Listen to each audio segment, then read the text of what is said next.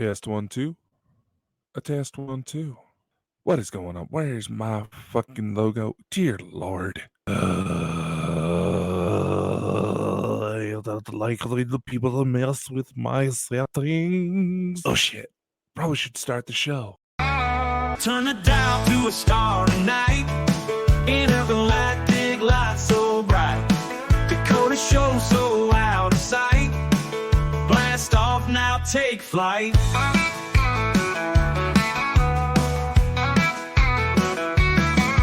Aliens and rockin' tunes. Country beats under the moons. Space dust in my boots all new. Gigolo's hosting soon. Welcome to the galaxy. Radio waves so wild and free. Tune and feel the energy. With Dakota ride the beat. When it's spin to every song. What is up, ladies and gentlemen? My name is Dakota Franson. I am the one, the only intergalactic gigolo. How is everyone doing this fine day? Well, at the time I'm recording this, I'm on a 5-day weekend. I spent some time catching up on some of the fun projects, spent a little time with family, just living life the best I can with what I got, you know what I mean? And that's all we can really do, especially with all this insanity that's going on. First off, to the audience that have listened, it's Gigolo, not Gigolo, as my sister thought it was pronounced. And to the gentleman who was asking, what about the wife and kids? The wife was the one who helped inspire this idea. Oh, that crazy woman of mine. I don't know. Probably wouldn't get my ass in gear had she not come into my life when she did. Finally decided to show herself. So some of y'all were probably wondering, what's the story? You know, what's with the title card, if you will? Well, the story itself is a little complex. Those of you who had followed for a while already have a pretty good clue. But the title card was a joke about the fact that technically, through the madness that is extraterrestrial intervention, time travel, my life in the supernatural, and the fact that I'm apparently a lot more charming to the fair sex than I thought I was, technically, those multiple women all represent the same woman. All those women you see with me in the title card, they're the same woman if you look carefully at the face. Because I've been with multiple of the same one in the same lifetime. It is very weird. I don't even think I could put it down into a book on just how mind-boggling the situation is. But like I said, there is a book coming for those of you who have been wanting me to write about my experiences with the supernatural, especially when you found out about my connection to Elena Danaan through Thorhan Iridian. The book is coming. It is almost completed in its first draft. There'll be somewhat of a different approach than what everybody else has done. So, for those of you who don't know, a few years back, I started up a little project. You know, you hear a lot about, confronting your inner child, comforting, situations that they weren't appropriately taken care of back then. Say you had some shit go down when you were a kid, you're obviously at a point you're not ready to process what all had happened. So certain things start coming forward, certain personality traits start to take hold when you go into adulthood as a response to that. Because, for lack of a better word, that inner child, the adult you became, is trying to prevent what happened to that inner child. So if you actually undergone some issues in life as a kid, chances are some of the personality quirks that you have as an adult are a response to that. So I started up a little project called it Dear Coda, where I would write a book, but instead of like just a traditional, telling my life story, I would write letters to my younger self, to key points in my life that where obviously things have changed. Up until recently, I hadn't really given much attention to the extraterrestrial side of things because, quite frankly, I wasn't at a point where I understood it. Now I'm starting to get to that point, or at least I think I am. But nevertheless, I'm starting to get to that point where I'm able to process things, and some of the storylines, for lack of a better word, that started up was when I was a young kid have finally started to come to a close. Speaking of which, this sort of bleeds into the Franson Files episodes that I had promised. If you follow any of the social media pages for Bald and Bonkers or for myself under Specialist of the Strange. See, I don't believe in making a channel for this aspect of myself or that aspect of myself. No, it's all humanity is not under human beings are not two-dimensional creatures that only exist on the whatever flat surface you're listening to this show from. No, we're a lot more complex than that. We're not even 3D, or 4D. They say that the human mind can make neurological connections up until within the 12th mathematical dimension. Now, I know there's probably going to be some people that say, oh, it's density, oh, it's dimension. Speaking from a mathematical perspective, apparently the human brain can start making neurological connections up into the 9th, 10th, 11th, and 12th dimensions. Just how interconnected it becomes, which in itself essentially becomes where God becomes possible, where anything and everything becomes possible. Now, this is not exactly terminology you would see in mainstream science, but it is the concept where multiverse comes into play, where anything happens, and if there is a being that exists within this space, then they would quite literally be capable of achieving and doing anything with just a mere thought. Wouldn't that be kind of cool? But anyway, as I was saying, the Franson Files episodes. For those, I want to dedicate a little bit more production time. You see, for Intergalactic Gigolo, I can just sit here, BS, talk about what's been going on lately. Maybe do a little, product placements, a little endorsements for all the little affiliate links I have up. Maybe recommend you to go to the merch shops and all that fun stuff. But for Franson Files, that's going to take a lot more care, a lot more work, a lot more production, and I'm a one-man wrecking crew. Maybe here in the near future we can settle that, but I want to make sure that anybody who goes to help me, I can make sure they're appropriately compensated, because I see a lot of instances where people try to start up businesses around paranormal concepts, and there gets to be a point where, and I may be completely misreading this, but it gets to be a point where it seems like they take advantage of individuals who have disabilities in order to get free labor. They even get to the point where the workplace environment, for lack of a better word, gets to be a bit abusive. And that's not right. Now, granted, a lot of these individuals who may be doing this, who have disabilities, they're doing it for the simple sake of just having something to do. And, I get that. I get that. People say, oh, Dakota, you should relax. You should vacation more.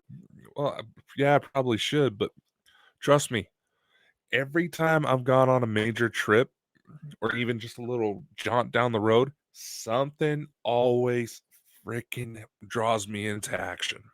Franson Files. One of the little tidbits I teased was potential connections to Nazi Germany. Going back to Miss Elena Danaan, dear Lord, the number of times that woman has swept in and provided just that little tiny piece of information I was missing to piece together what I was trying to figure out. It astounds me. So what's the connection you're probably wondering about? Well, you see, before my time with the Galactic Federation, I was part of the Dark Fleet. I was Tal Shiar.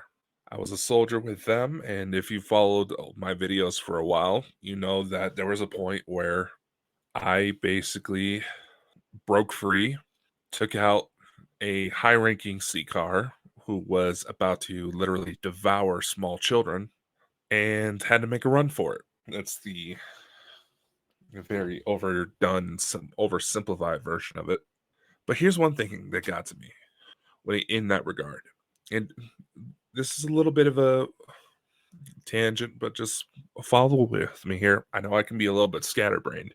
It's part of the reason why I pre-record this. But anyway, in regards to my situation, right? Here's my thought process. The tall, Tall, and I know there's probably going to be some of you who are going to be confused about what the hell am I talking about. Read up on Elena Danaan's books. I'll see if I can put in some links in the description to get a hold of her books so you know what I'm talking about. I understand if you're skeptical of her. I encourage anybody to be skeptical of just about any claims out there, but also be investigated. Don't just toss it aside just because you don't understand it or it sounds completely out there. Just think about all the insanity that's happened within the last 5 years. All right. We've been shown that a lot of things that we all thought once was impossible are in fact possible. And we're going to see a hell of a lot more of that. So check the links in the description for some of Elena Danaan's books. They will likely be Amazon associate links. With here, I am legally obligated to state that there may be a small commission that Bald and Mockers does earn from every sale if you decide to purchase one from those links. But that does not affect the price. That's not going to steal anything away from Elena, as is my understanding of how it should be. Admittingly, Amazon's done some shady stuff. So if information comes where Amazon's being kind of shady about that practice, as soon as it's brought to my attention and we see it's legit, we'll confront it when that time comes. But as I was back to what I was saying, the Tall, the Tall, Tal Shiar, the Lyra Talls, they're essentially supposed to be the most human-like extraterrestrials out there. They are essentially just like us on a physical level. They may have a few physical differences, but they're very. And I find it funny that as actually my signal is starting to drop. Well, isn't that interesting? But with this particular race of species, they're supposed to be the most human-like in appearance, right? So, under the logic that their evolution must be very similar to our own, that should indirectly. I'm losing track of my words. It is safe to say that we can assume it would be a safe assumption that their psychology could be very similar to our own. And with that assumption, if you're looking at these particular beings and their motivations, the way their brain, you want to know how their brain works. We already have a baseline of normal human behavior that anybody with a high school level of psychology can be able to understand. Now, obviously, there's a lot more complexity situations behind that, but you get the gist. There is enough similarities between us that we can make safe assumptions about how things are related. And the more we're framing it in ways of how we're alike, potentially in the long run, that could help eliminate any potential prejudice that may come when the grand reveal happens. But I digress. So, my story, where I broke free from the Dark Fleet from the Tal Shiar, then eventually got recruited into the Galactic Federation of Worlds. Historically speaking, no one just flips like that. Normally, in most cases, someone has to build up in order to get to that point. Now, in regards to talking about the Dark Fleet, this is where a lot of conspiracy related subjects, so you may hear me say the word allegedly. And this is just for the sake of conversation, just for the sake of getting the conversation going. And with the Dark Fleet, allegedly being the optimal word here, this is just to bring the conversation to neutral ground. When you're talking about the Dark Fleet, you're talking about the Nazi influence, Maria Orsic, right? Now, on a recent interview, I revealed that there was some new information that had come forward about my own background. Specifically, that a photo matching the description of my LGR other half a much younger version at that. A physical photo had potentially been found of what is more or less me from another lifetime, another vessel, however you want to label it, standing right behind Adolf Hitler. Intriguing now, isn't it? And for the couple I've shown the photo to, show the comparison, the rendering of my other self compared to this photo, it's a pretty close match. Now, this does not. This is right now, this is speculation. There is a lot of work to be done to completely validate this story. And I will admit right here, right now, I may have some details wrong.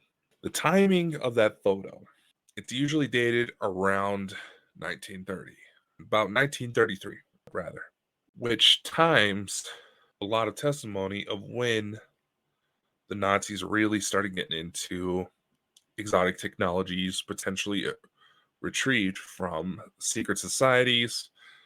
This is where Maria Orsic comes in. On her latest Star Nation news, this would be Star Nation. Hold on, I'm literally looking it up as I am speaking. On our latest edition of Star Nation News, Star Nation News 37, July 1st, 2024. I highly encourage people to go check it out if you haven't already. Elena Danaan was to discuss the situation regarding Maria Orsic, where the information she was provided was given to her. How, and for those of you who don't know the story, she was like a psychic medium who received these messages in Sumerian that led to. I'm oversimplifying the story. Please do research, do your own research, use your own discretion. If you don't believe what I'm about to say, that's fine. Let's keep the conversation respectful. But she received this information, and with her associates, she was able to actually start to build anti-gravity machines, flight machines, that eventually got incorporated into the Third Reich, the Nazi regime. And when Maria started to realize what the technology was being used, that essentially she was being used, the Galactic Federation of Worlds helped her get the hell out of Dodge. Now, the beings that she got this information from were not aligned with the good guys. They had an allegiance with some of the darker entities out there. This is where I come in. There was a point where I was a soldier with the Tal Shiar. It was not an espionage mission. This was before I joined the Galactic Federation of Worlds. It was before I was taken onto an envoy. There's this recall when I first started to research her at one point. It's like something triggered a memory. I didn't know where to place it, but now I sure as hell do. Where I was in a mission briefing, a very dark room, potentially on a ship. We were on the move. There were dozens of us that I could recall just off the top of my head. And we were given briefings about essentially infiltrating the Earth. And one of the things that caught my interest was that at one point we were shown what looked like a holographic projection of Maria Orsic, or a woman that looked a lot like her. And while the conversation wasn't in English, it was like I could translate it. It was like a bad dub of a Godzilla movie where you hear the native Japanese, but then you would overhear over the top of it the English translation. Essentially, this woman was being used as an implant. They utilized her to plant information about exotic technologies so we can infiltrate. And because the Tal Shiar were very human looking in appearance, we were able to integrate ourselves with the Nazis. And not just for secret space programs either. We integrated ourselves within a lot of their security detail, within their armies.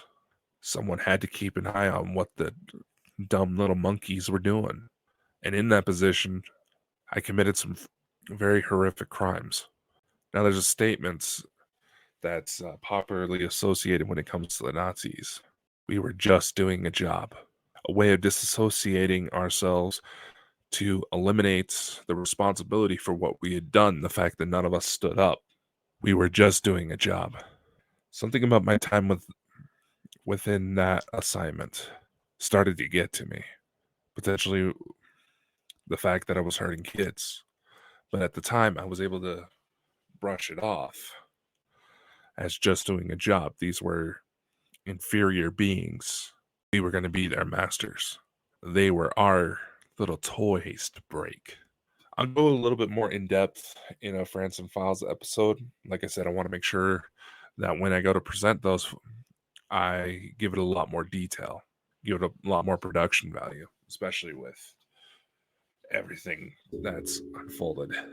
But there came a point where we withdrew. I was assigned back home, and that's when I almost caught a Sikar trying to kill small children. That's when I snapped. That's when I started to realize that these motherfuckers weren't trying to help us in any way. They weren't trying to help. The allegiance we had with them was complete bullshit. That they were going to turn on us the second they had an opportunity, the second we were no longer of value to them. And that's why when the Nagamuk Namopo joined the Galactic Federation of Worlds, that's why the diplomatic relations with Talihara started to shift in favor of them joining the Galactic Federation, of why they were finally able to break free from the Sikar. When I've talked about this story with a few individuals, some of which who are probably going to see this broadcast, they put it for the idea that how time isn't necessarily linear. It's multi-dimensional in its own right, in a way. An example I've always used was time was fluid. Time was water. It bends to the space and energies that are surrounding it. And while that may be the case, while time in itself maybe bends because of how space travel works and time dilation and all that fancy stuff, there's another aspect to it. That's the linearity of perception itself. Time is relative to the perception and of the observer, right? So like I said, something had to get me to flip. Something had to get me to snap like that in order to break free from Talihara. I believe that was it. And again, in a future episode of France and Files, I'm actually going to start working on that one here very soon. Once I sign off and get this all programmed and ready to go. That's what led me to the Galactic Federation of Worlds. That's what led me to finding my wife. And that's what led me to eventually taking on an envoy and all that. So right there's still a linearity to it. Just enough of it to where I can put it all in a timetable. And as I'm writing my next book, which only has a couple more chapters before it's completely finished, so we're right on schedule, you'll see a little bit more of that in there as well, because this was big. This is big information, and there's been people who have said that I probably should not come forward with it for how sensitive of a topic it involves. But you know what? Here's my thought process. While yes, there is the ability to manifest new realities to completely erase things from existence practically, there comes a point where we also have to acknowledge that, again, like I mentioned in the last episode, conflict breeds evolution. We have to remember the lessons of the dark and messed up stuff so that we can make sure it doesn't happen again, so we can just grow and be better. It's as simple as that. That's what life is about. It's about growing. It's about learning. And yeah, I'm putting myself out there and probably going to be putting myself at risk for troll attacks yet again. But something I've noticed about these quote unquote trolls, most of them don't seem to be very intelligent enough to put together a compelling argument. They're just cherry picking what may or may not sound like it can be drawn into an argument. They're not actually trying to present counter arguments. They're not trying to appropriately debate, share information. They're just looking to pick a fight. And most of the time, they don't even bother to show their face, or They may try to write something off as, oh, well, something overtook me and all that. Well, maybe there is a psychological thing going on. And if you have blackouts like that where you don't remember, purposely pissing people off, might want to get yourself checked out just in case there's not something wrong in your head. But also at the same time, a lot of these people that are trying to stir up these arguments don't bother to show their face. And yet here I am. They may not directly see my face, but the avatar looks like a very skinny version of me. But we shouldn't let the fear of repercussions inhibit our ability to share the truth.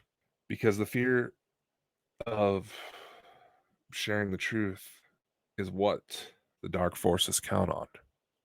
They count on essentially beating someone into submission, beating them into their silence. And that's going to be the first step. That is always the first step, is to speak out, acknowledge that something is wrong. Then when the time comes, tell the story. Make sure the lessons are reverberated through as much time and space as you possibly can. So hopefully others can learn not to allow those same things to happen again. It's kind of like how they say Nostradamus was trying to warn people of a quote-unquote third Antichrist, even though, historically speaking, he was not exactly a fan of the church's labels.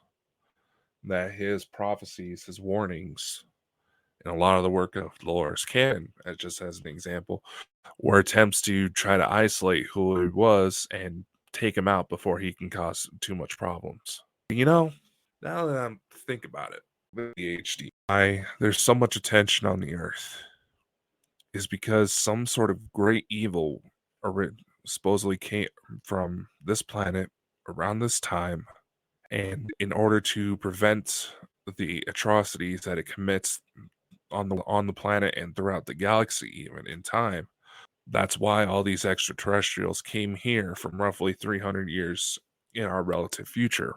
What if that's who they're slowly ironed out? Certainly an interesting thought now, isn't it? Anyway, I think that's all the time we have for today.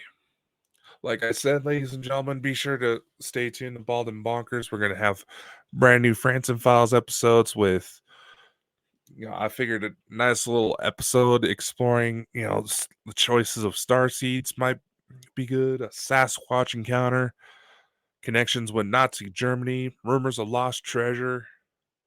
We got some good stuff coming up.